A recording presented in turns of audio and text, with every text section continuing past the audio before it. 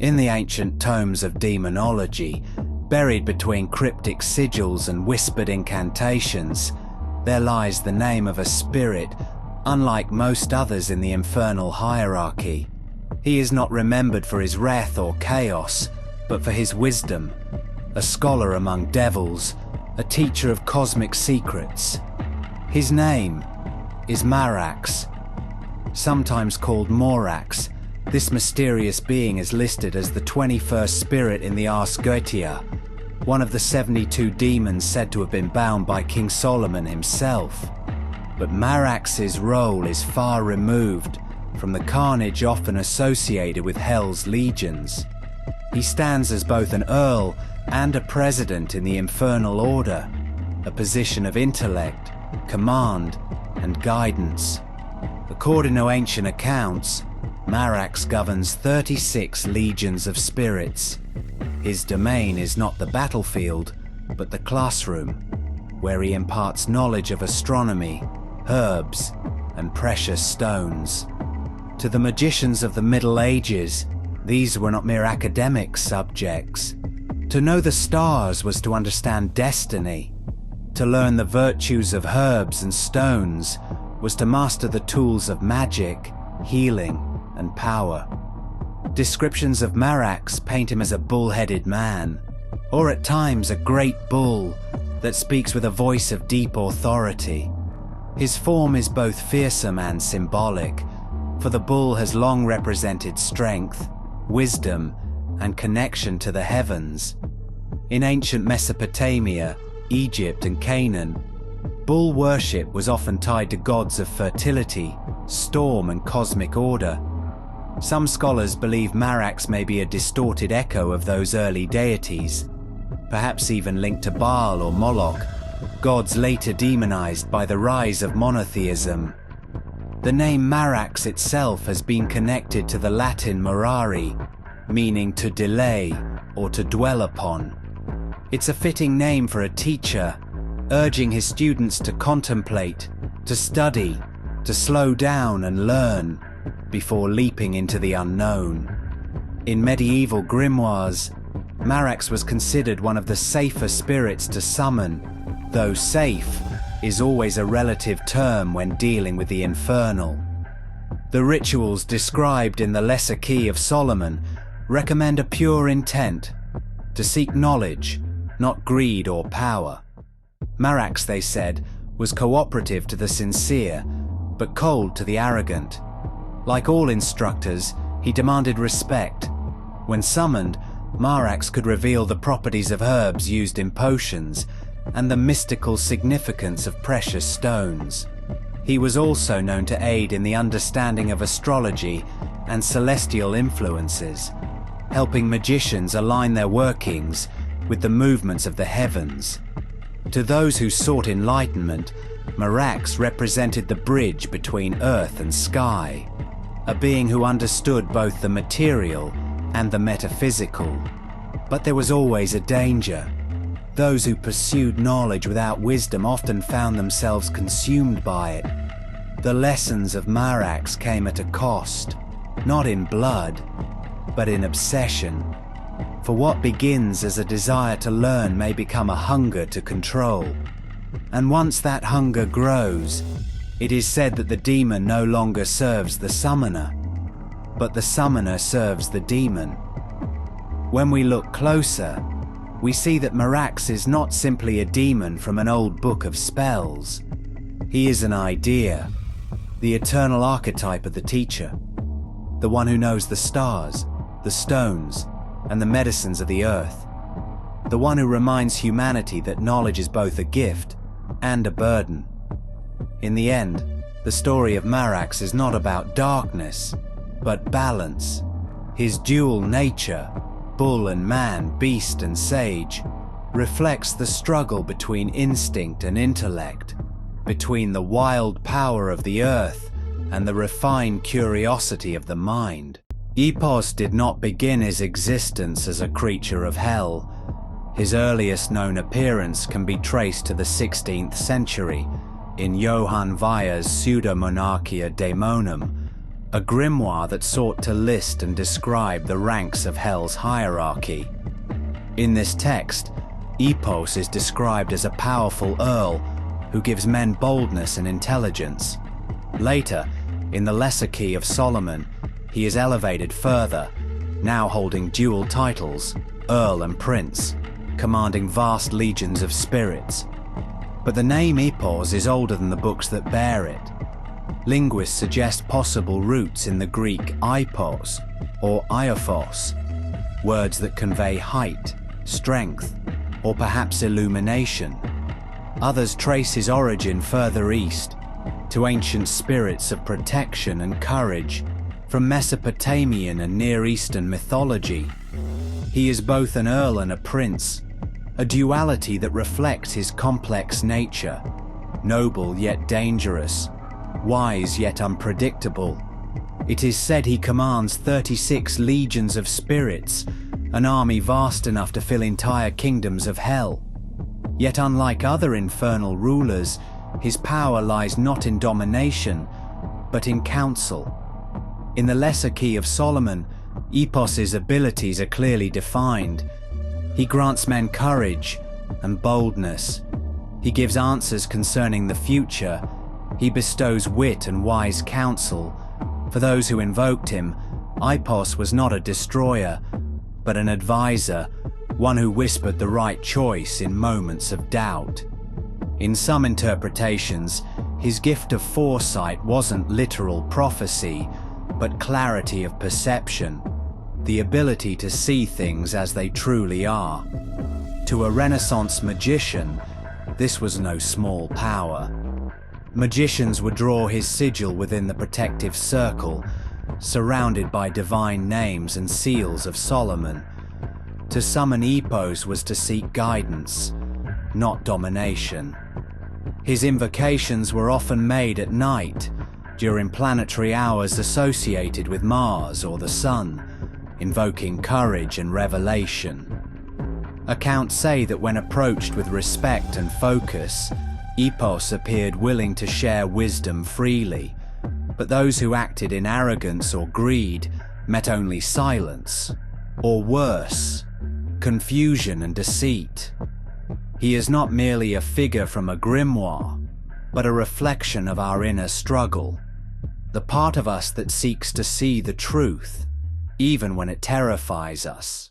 He is a paradox, a demon of fire who both consumes and illuminates. Was his flame born from divine creation, or from rebellion against it? What knowledge lies hidden within his infernal fire? And why did medieval scholars fear, and yet secretly admire, the blazing intellect of the demon Aim? Tonight we descend into the fire. The name Aim may stem from Semitic roots connected to fire, ruin, and the wrath of divine storms. Wire described him as a powerful duke, one who carried flames that could consume cities and topple kings. But even earlier, fire spirits existed in countless cultures, from the Zoroastrian Atar, the sacred flame of truth, to the fiery angels known as the Seraphim. Some scholars suggest Aim was once such a being, a celestial fire given will and purpose, before corruption cast him into the infernal realms. Medieval theologians associated Aim with the deadly sin of wrath, yet others whispered that his flames purified rather than punished. To summon Aim, they said, was to risk one's soul in exchange for insight, the kind that only comes from walking through fire. Like many demons of Solomon's circle, his power was dual. Destructive, yes, but also revelatory. Occultists believed that Aim's fire could reveal hidden truths, stripping away illusion like flesh burned from bone. In esoteric practice, his gift of fire was not merely literal. It represented sudden insight, the spark of intelligence that cuts through darkness. To those who sought him, Aim was not just a demon of destruction, but of illumination. His association with the element of fire connected him to alchemical transformation. In alchemy, the flame refines and purifies, just as Aim's infernal energy was believed to burn away deceit and ignorance. It was said that if one could withstand his heat, if they approached with humility and clarity of intent, Aim could grant immense knowledge and courage. But for those who came with arrogance, his fire would consume them utterly. Whether one views him as a literal spirit of flame or an allegory of inner power, Aim embodies the duality of knowledge, its power to destroy and to enlighten. In him, we see the paradox of fire itself. It can burn the world to ash, or light the path through the darkness. As the flames fade, one truth remains. The fire of Aim lives within us all. It is the spark that drives us to question, to seek, to transform. And though it may burn, it is through that burning that we are remade. In the kingdom of shadows, where ancient voices whisper from forgotten pages, one name carries the weight of eloquence and cunning: Naberius. Known as a Marquis of Hell, Naberius is a spirit of persuasion, intellect and speech. He does not rule with fire or fury, but with the power of words. We must go back to the Renaissance, a time when scholars, philosophers, and occultists dared to uncover divine and forbidden knowledge alike. Weyer, a student of the famed magician Heinrich Cornelius Agrippa, described Naberius as a noble demon who bestowed eloquence and the power of persuasion upon those who dared summon him. His name, scholars suggest, may be derived from Cerberus, the three-headed guardian of Hades. If true, it hints that Naberius might once have been a boundary keeper between worlds, a symbol of the liminal space between knowledge and the unknown. He is said to teach the art of rhetoric, to make men cunning in all professions, and to restore lost dignity. These are not the gifts of brute force, but of subtle mastery, skills of diplomacy, persuasion, and influence. The Ars Goetia describes Naberius as a being who moves swiftly and speaks clearly, his voice carrying a strange charm. Those who invoked him sought his help not in battle, but in the courts of kings, the halls of scholars, and the chambers of negotiation. To some, he represented the darker side of speech, the power to manipulate and deceive. Speech is both creation and destruction. Words can build empires or tear them apart. Naberius embodies this paradox, the whisper behind the throne, the temptation of cleverness without conscience. Many occult scholars link him to the image of the crow or raven, creatures long associated with intelligence and mystery. Across cultures, these birds are messengers between worlds. Odin's ravens, Hugin and Munin, carried thought and memory. In Celtic myth, the Morrigan appeared as a crow on the battlefield, speaking of fate and death. Scholars and magicians of the time believed that demons like Naberius could be compelled through ritual to reveal secrets of logic, language, and persuasion. These rituals were complex: incantations written in Latin, sigils drawn in blood or ink, and circles inscribed to bind spirits to human will. But Naberius was not easily controlled. It was said that he often tested those who summoned him, twisting their words or forcing them to face the darker aspects of their ambitions. He is the whisperer of forgotten tongues, the guardian of eloquence, the shadow that moves behind the voice. When the ancient texts speak of his gift of rhetoric, they also warn of his price. For with knowledge comes corruption, and with eloquence, temptation. Darkness flickers in the distance.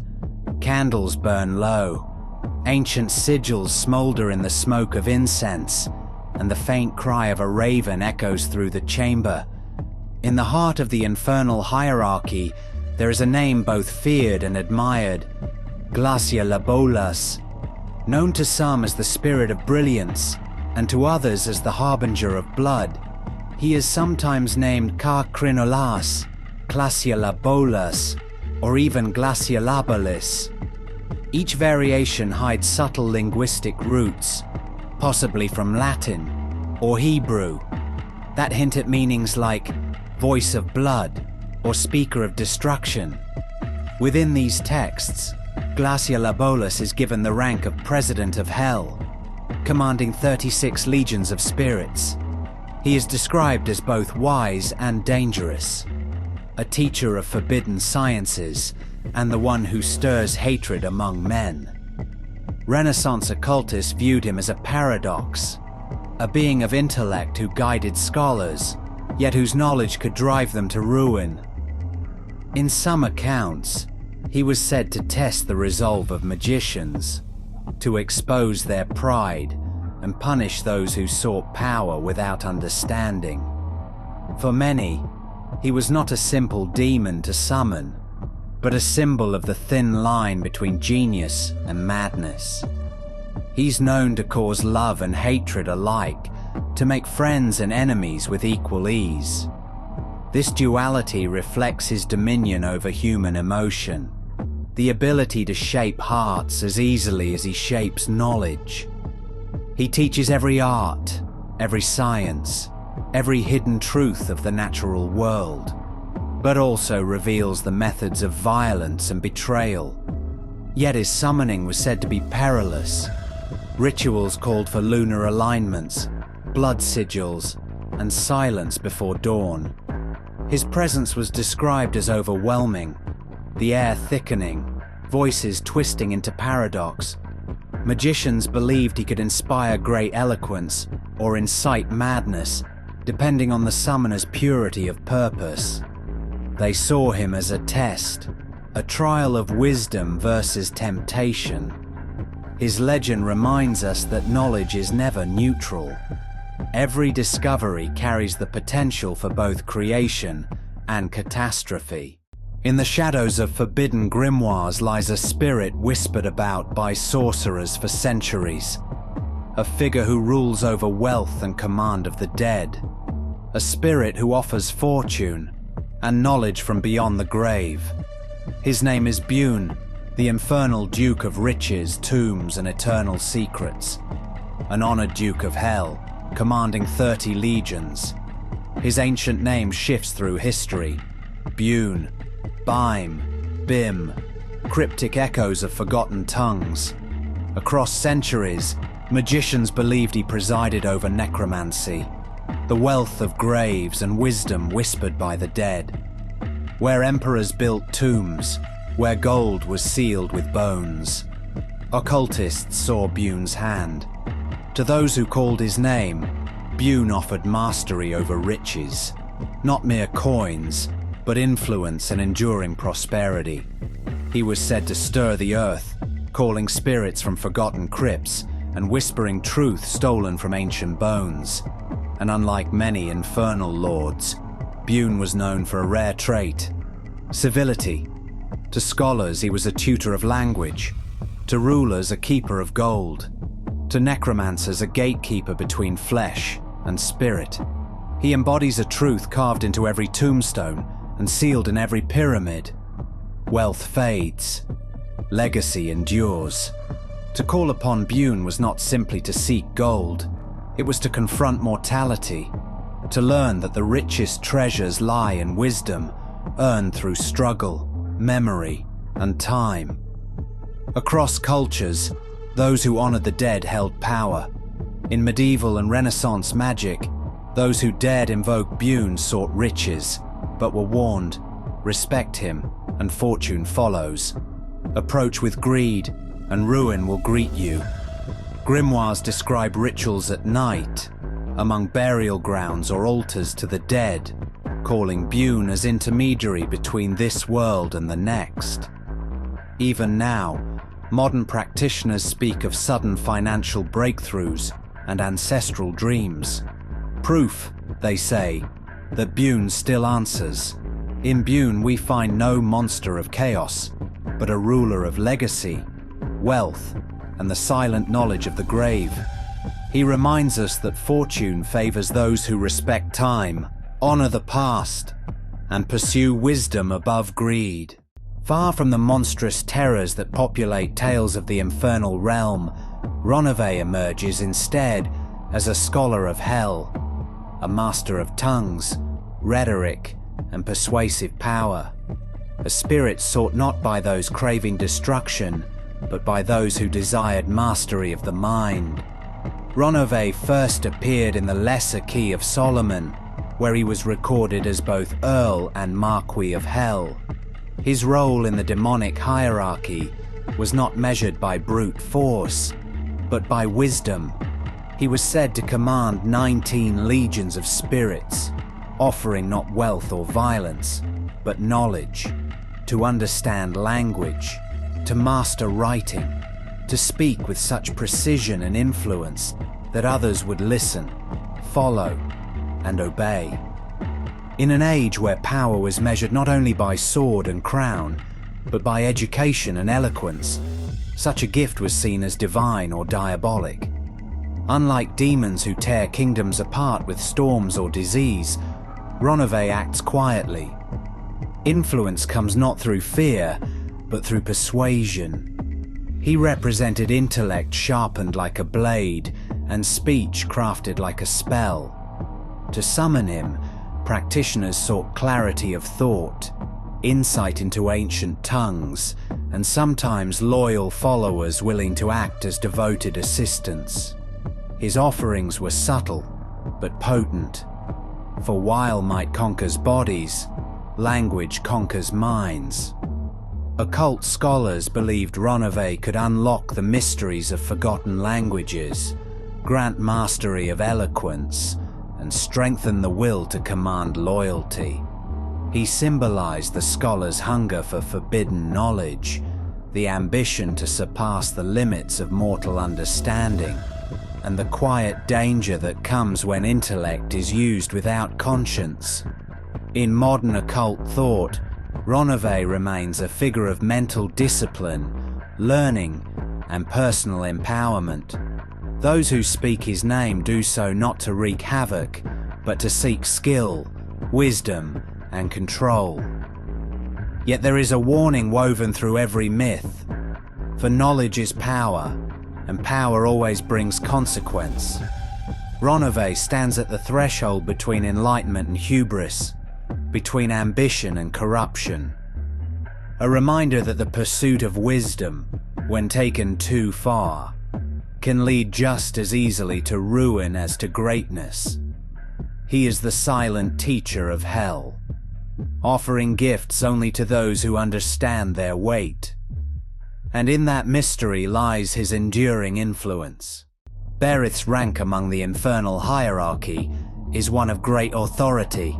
As a king, he stands among the elite of hell's nobility, holding dominion over his legions with unwavering control. He is said to preside over oaths and promises, punishing those who betray their word. Yet, even in this role, he is treacherous, for truth is double-edged. When summoned, he can reveal the past, the present, and the future, but only if he chooses. More often than not, he twists the truth into a weapon, leading the arrogant astray. His abilities are vast and alluring. Berith is believed to bestow eloquence upon the tongue, turning even the humblest of speakers into masters of persuasion. He is said to transform base metals into gold, a gift that ties him to the law of alchemy, where transformation symbolizes not only material wealth, but spiritual enlightenment.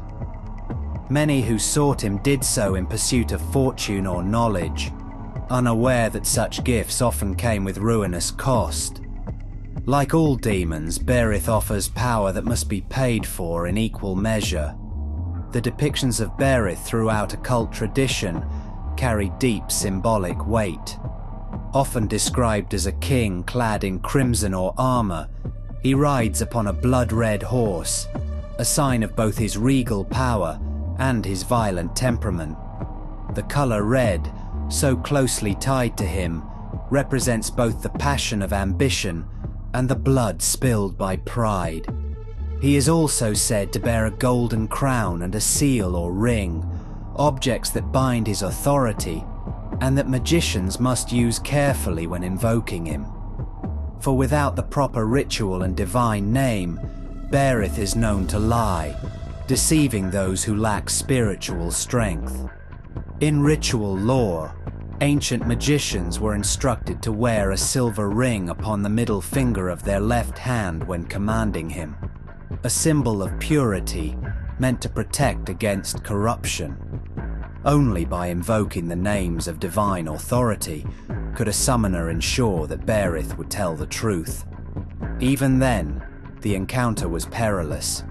His voice, said to be deep and commanding, could overwhelm the mind, bending mortals toward arrogance and greed.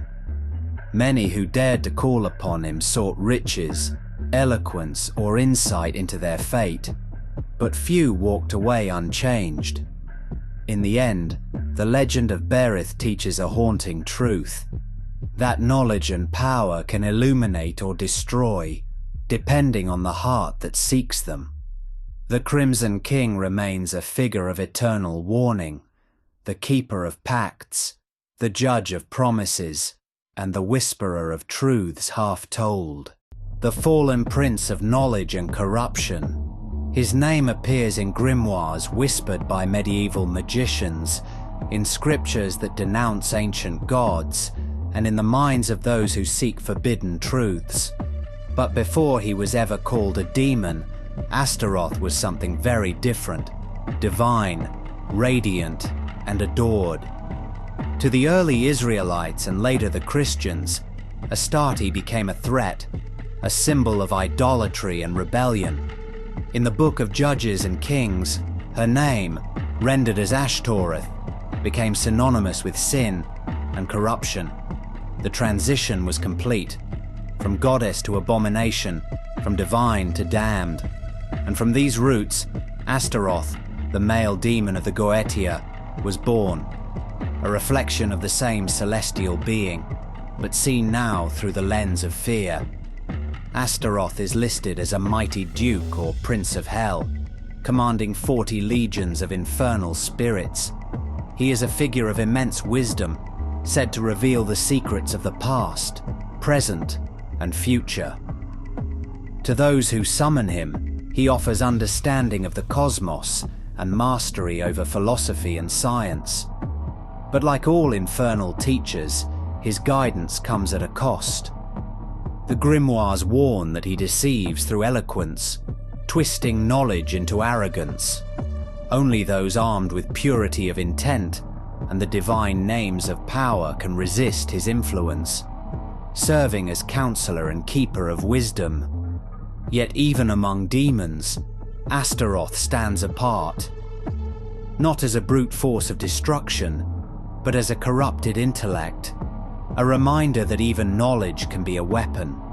His dominion over air connects him to the celestial spheres, remnants of the angelic grace he once held before the fall.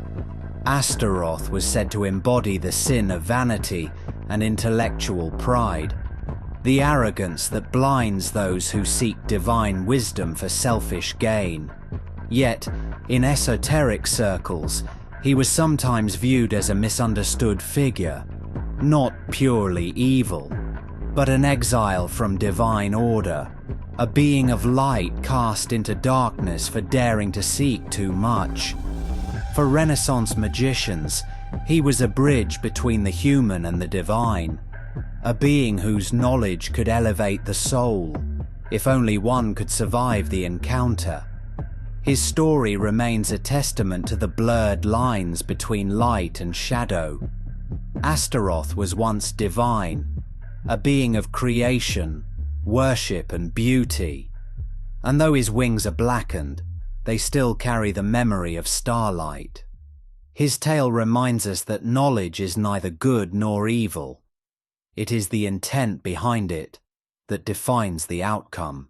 The ocean stretches out into endless darkness. Waves crash against unseen shores, and from the depths, something ancient stirs.